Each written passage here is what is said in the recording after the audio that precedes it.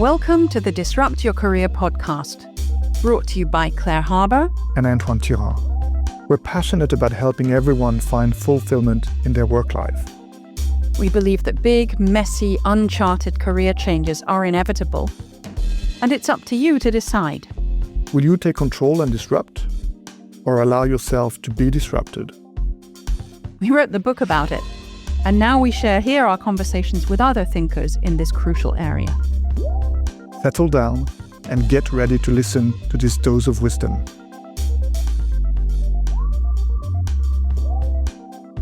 So in this episode of Disrupt Your Career Author Chat, I am delighted to be welcoming Sheila Gujrathi.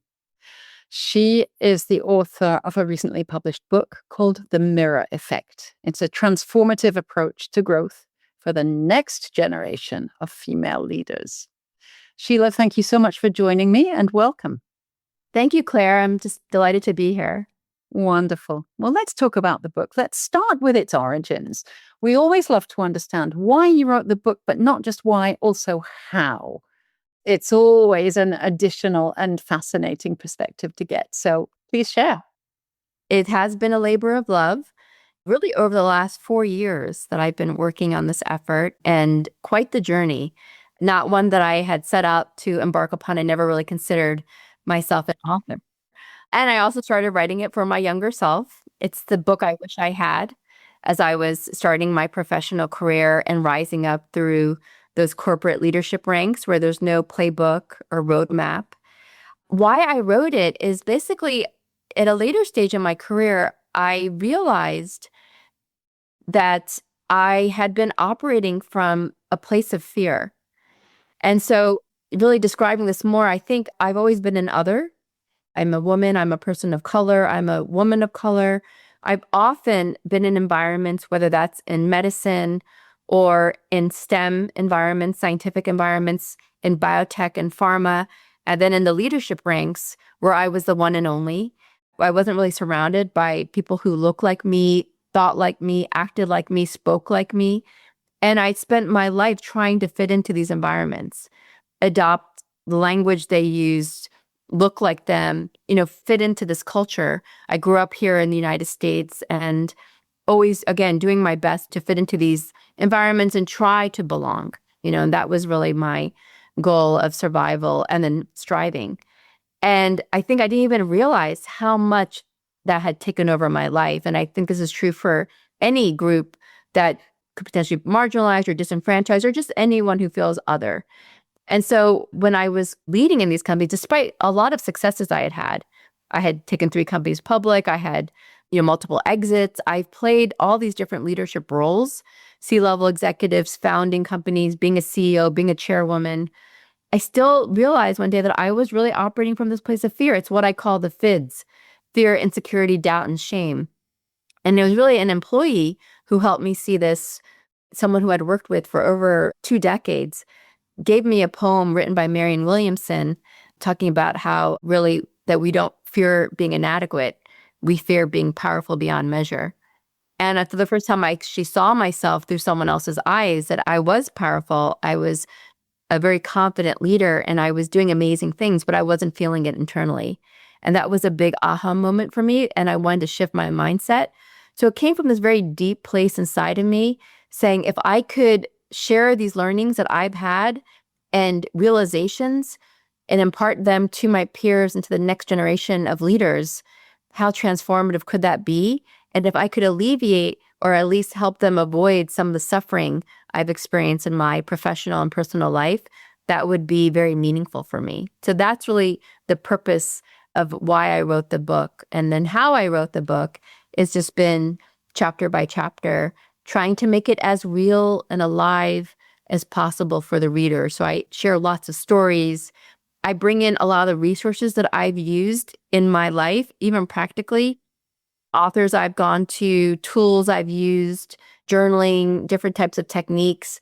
And I created a workbook journal to go along with the book to try to make it as practical and have impact as possible for the reader. Beautiful. Well, it sounds as though amidst the slog, it was edifying and useful for you as well. It was a journey that meant something to you as you brought these realizations together. You've said there are lots of stories, lots of resources. What are the key concepts and messages in the book? Yes. So the title is called The Mirror Effect. And when I was writing this book, I had lots of working titles. And again, this was meant to be giving somewhat of a roadmap for the reader and for the audience to help set them up for success in a way that I just hadn't experienced. I didn't have these types of insights, lessons learned, all of those things that readily available for someone who had been on the front line and was kind of imparting that, older self to younger self, friend, mentor, sponsor. I had some of those, but not in the way that I think I really would have liked. And so I'm trying to be that for the reader, their trusted friend and mentor, sponsor, colleague, mirror. And I actually ended up doing a TEDx talk last year. And the unifying concept and the one idea I really wanted to focus on was this idea of mirrors. And what does it mean to have mirrors in your life and how transformative that can be for you? Because I hadn't experienced that again until later stages of my career, and also part of this journey where I created an organization with some other colleagues called the Biotech CEO Sisterhood, which I'd love to talk about as well. The TEDx talk was called Shattering the Glass Ceiling by Finding the Right Mirrors. And so I brought that concept into the book as well. So the key concept of the book is using mirrors to, again, transform hopefully your life, but definitely your leadership. There's a 3-part framework. The first part of the book is about holding up your own mirror and knowing thyself. Themes in this part of the book is really, again, confronting your inner critics, all the shoulding that we do on ourselves, and those fids that rule our life, that fear, insecurity, doubt, and shame. I call it the inner glass ceiling. Raising awareness, first of all, that you may have some of those limiting thought patterns and beliefs, but also importantly, how to break free of them, how to get to the point where you realize that you are powerful beyond measure, that you absolutely belong, you're deserving, you're worthy, and you don't have to do anything or change yourself. And actually, if anything, you have to lean into your authentic self, because that's where true power lies. And that's where you find your voice, your values, your purpose, and your leadership style. So that's the first part and theme of the book. The second part is around reflecting on your surroundings and understanding your environment. And I spent some time on this because I found myself in these strange environments that were very unfamiliar to me. And I didn't really have the exposure or the conditioning or the preparation sometimes to step into those environments. I think as women, again, maybe other minority groups, we don't necessarily, or we aren't surrounded by people who have played those leadership roles. So oftentimes we're the first one in our families, in our generations, and multiple generations that are getting these opportunities. And we're not necessarily prepared for what we find. And sometimes the rules of the game change, the political dynamics change. So how do we navigate these types of environments? And how do we really understand what's happening around us? Also, how do we pay attention to some warning signs and red flags when we encounter them, that maybe there are things that we need to address proactively? So I talk about this in the second part of the book. I do address toxic work environments, working with maybe some challenging personalities. How do you be your best self while navigating those environments? And so that's a big part of the second part of the book and those themes. And then the third part is make a life worth mirroring and setting yourself up for success. And there I really focus in different areas that I found incredibly helpful for me along my journey, such as building your networks and your personal board of directors and finding your people that are going to support you in your journey. Something, again, I didn't do enough of in the early parts of my career. Secondly, really mastering the art of negotiation without compromising your integrity. We're negotiating all the time, whether we know it or not.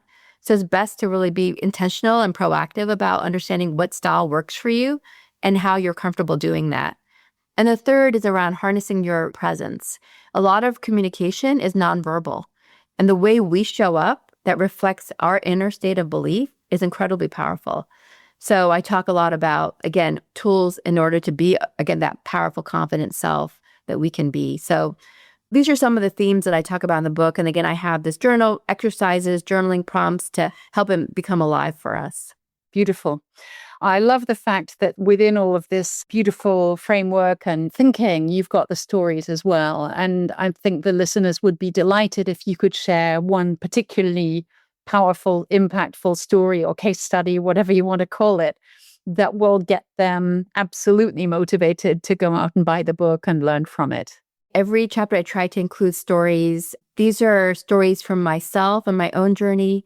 They're stories from countless women and men that I've mentored throughout the years. And we have a lot of similarities and shared experiences. And I want to share them so that the reader and the audience, they don't feel alone. They don't say, oh, this is only happening to me, because it's not. It's actually somewhat common that many of us have these experiences. And so you're not alone. Hopefully, just by reading them, that'll be comforting. When I've actually shared my stories to people I've mentored and to audiences, they were like, oh, wow, that happened to you? And I'm like, yes, that happened to me. And they're like, oh, thank God, it's not just me. And I'm like, absolutely, it's not you. It's a lot of things, but there's nothing wrong with you.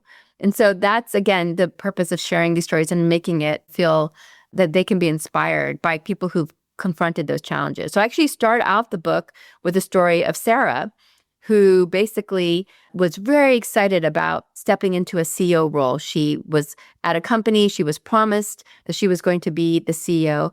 But while she was there, her whole environment changed, and she noticed people were talking to her differently. All of a sudden, the promises that were discussed earlier weren't really being discussed and talked about anymore. So she was paying attention to not only what was being said, but what was not being said, very importantly.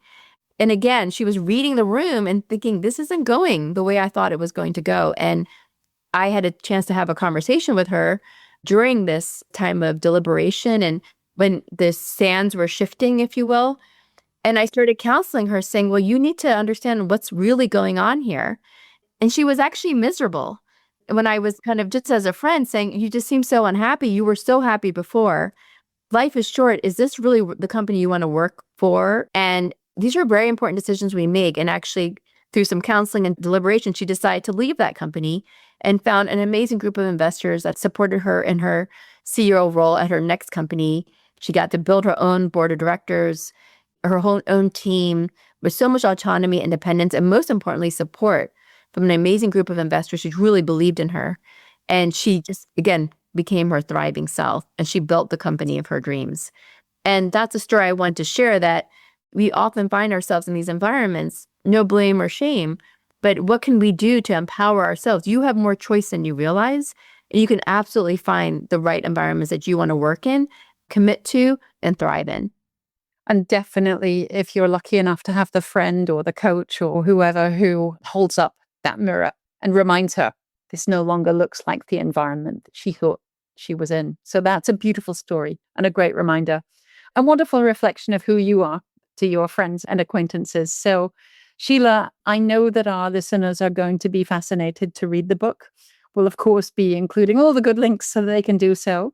But thank you so much for coming today and sharing all of this. It's inspiring and it's wonderful as someone who is not yet out of the workforce and probably never will leave, but to know that there are books being written by older women for younger women and those who come, and inspiring them to look from the different angles that Amira provides. Thank you so much. Thank you, Claire. It's, again, been so wonderful to be with you here today. We hope you enjoyed hearing from this month's guest as much as we did. Do go and check out our work on disrupt-your-career.com and come back soon. Thank you.